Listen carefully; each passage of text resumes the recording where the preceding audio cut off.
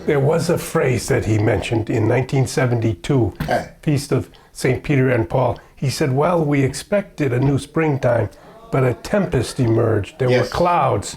And as if from some fissure in the wall of the church, the smoke of Satan entered. Yes. He was referring to confusion, contention. I don't know precisely what he was referring to, but there was something of concern. You and I love history. I love history. And when we look at the church, which is an institution of 2,000 years, probably. You remember the 14 letters of someone by the name of Paul? He used to be called St. Paul. Saul. And then he became Paul. Problems. If you look, I mean, even yesterday, how many divisions were there? You know, it was normal, you know, kind of to have. Today is the Feast of St. Michael. The Archangel. Defend us in battle. Yeah, that's right. I always say that prayer because that's what it is. We are human beings, and as such, we often forget that when there was the great struggle in heaven, what happened? 1/3 of the angels. But what happened? They were thrown where? Satan, where? On the earth.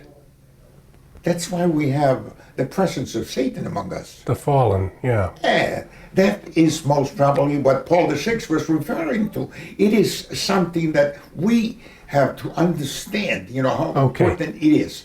History will tell us that we will always have all kinds of problems in the church. Divisions, why not? That's part of it. Yes. That's part of the influence of what we call in the book of Revelation, Satan. We call it the demon, whatever you want to call it. Yeah. He's there. They're angels, even though they're fallen angels. They have the intelligence of the angels. Yeah. And they will use anything possible to confuse us, to do as much as he can, the devil.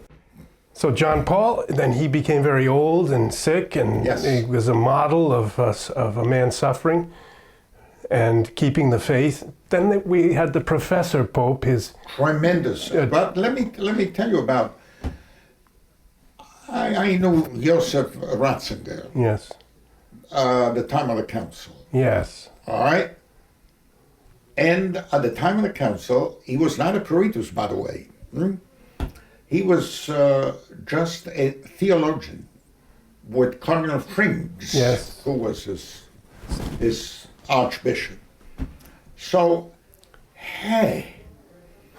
some of his ideas were not really what were his ideas later on. So he was... When he went back Yes. in pastoral life, that is the great change. The great change, not only that, but the great Joseph Ratzinger that we know, the great Cardinal Joseph Ratzinger that we know, the great Benedict XVI, whom we love.